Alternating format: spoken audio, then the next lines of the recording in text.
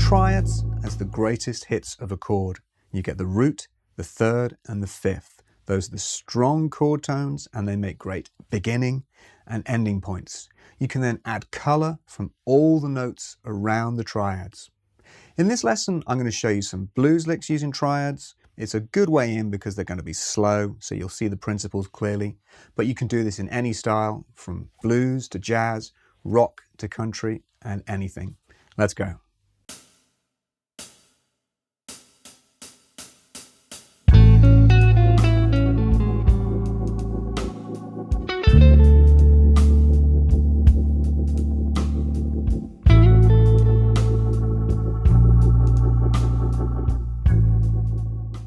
I'm going to build the first lick out of this root position A major triad.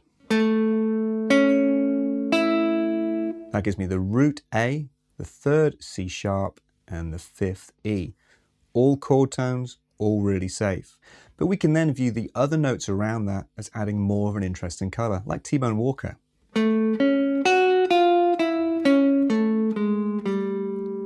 So we're really aiming for the sixth, which is the F sharp on fret 7 of the B string, and the flat 7th, G, on the 5th fret of the D string. They're the real color, and everything else is just part of the journey.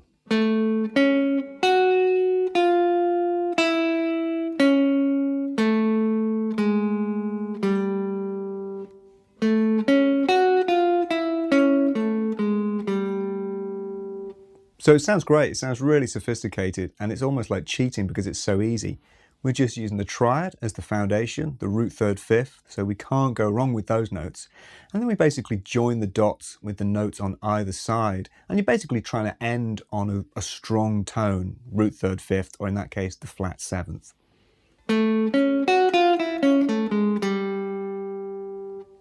Next we move to the 4 chord, which in this case is going to be a D of some type, a D major or a D7.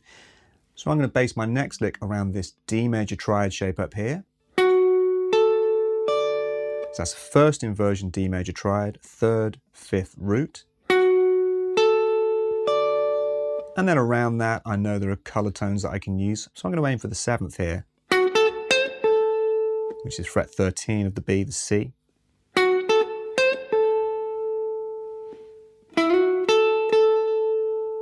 And then we just close the phrase like that, just by playing an F sharp to an A.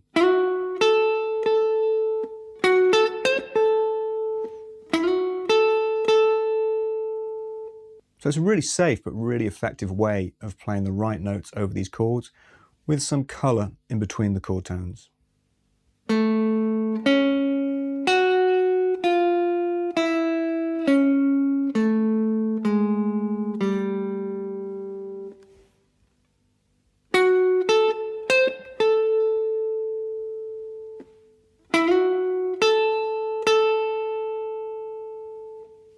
The licks you're learning here are part of a mini course I've just uploaded for my Patreon followers.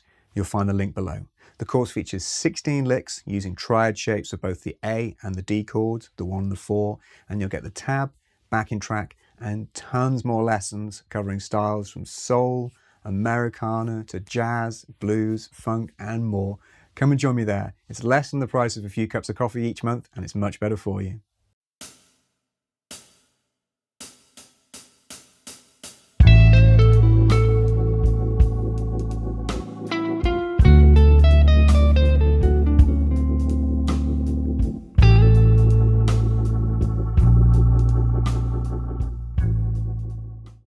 For the next lick, we're going to play triad phrases over both the 1 chord, the A, and the 4 chord, the D. Over the A, I'm thinking about this triad shape up here. That's a second inversion A, so 5th, root, major 3rd. But in this one, I'm going to add the 5th at the top as well, the E on the 12th fret. And then I'll play this phrase.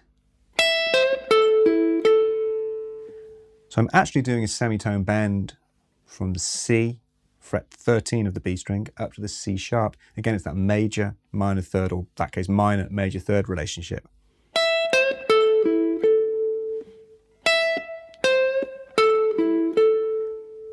Because you do have to be careful with triads. If you just play the triad, it sounds like a basic arpeggio without any colour.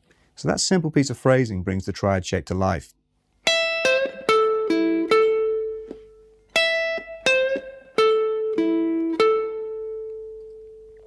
Next, I'm using this D triad shape, and I want to end on fret 10 of the D string, the flat 7th. Here's the lick.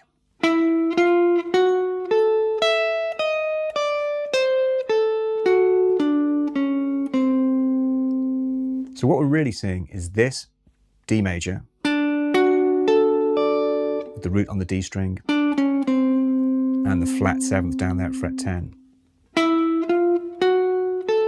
Here's the walking down the notes again.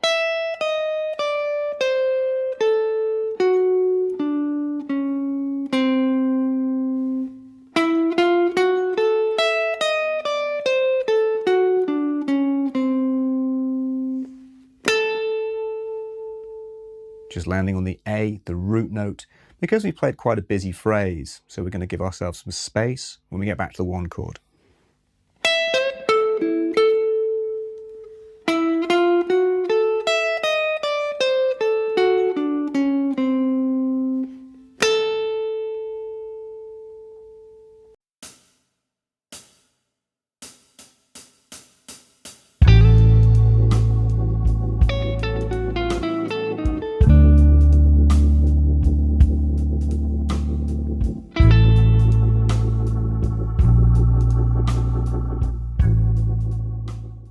For this lick, I'm not going to do much on the D chord at all. You don't always have to play when you get to the 4 chord. Sometimes space is more effective.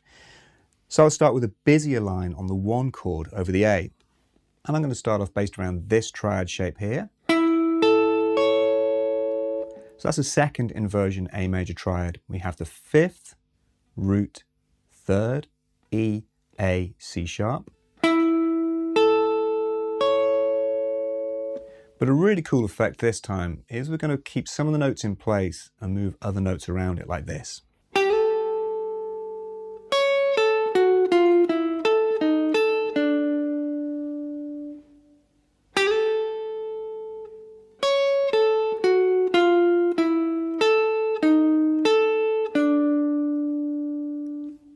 That's such a cool lick. It sounds like there's a lot more going on than there is.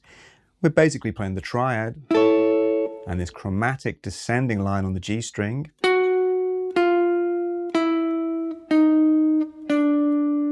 And we're aiming to hit the D at the end, which of course is the root of the 4 chord.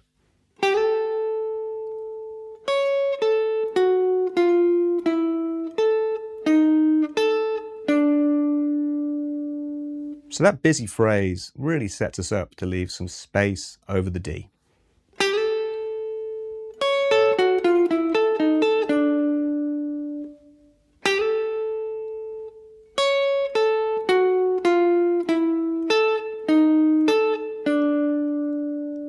Let's take a look at the fingering for that one, because that is a lick where you're kind of moving out of a position, so it can be quite tricky to figure out what the fretting hand's doing. So we slide into the 10th fret of the B string, and I'll use the 2nd finger.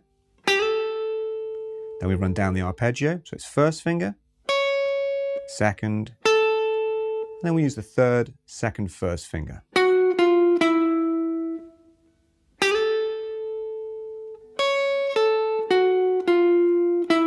Then we can use the 2nd finger on the B string, 1st finger to the G, this time maybe the 3rd finger on the B string, and then finally 1st finger on the root.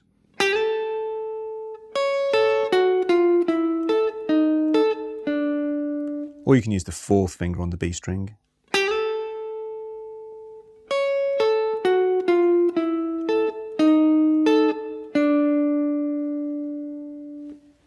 And in the last phrase, we return to the 1 chord. We're just going to play, again, out of that triad shape. Just the 5th E to the root A.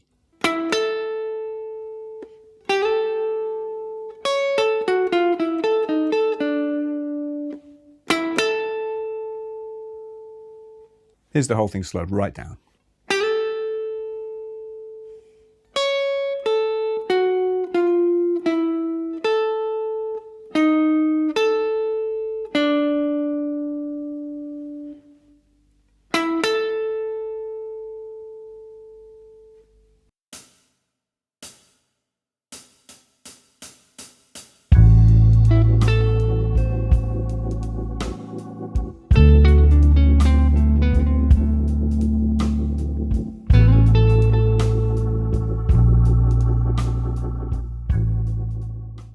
In the next lick, I'm going to really place the emphasis on the D chord. So I'll start with a very sparse phrase on the A. That's just drawn from the A minor pentatonic scale.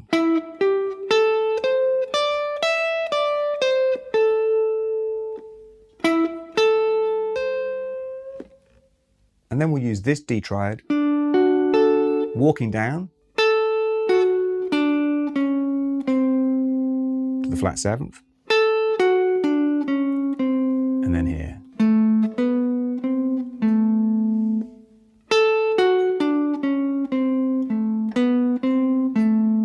And really what I'm seeing there is an A minor triad,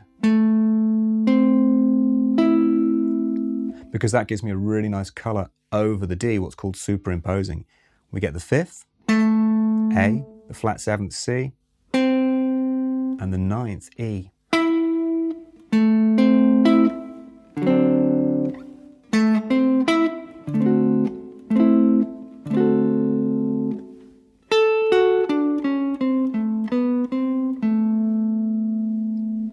And the last phrase is just drawn from this A major triad shape. And we just play the two outer notes, the C sharp to the root A.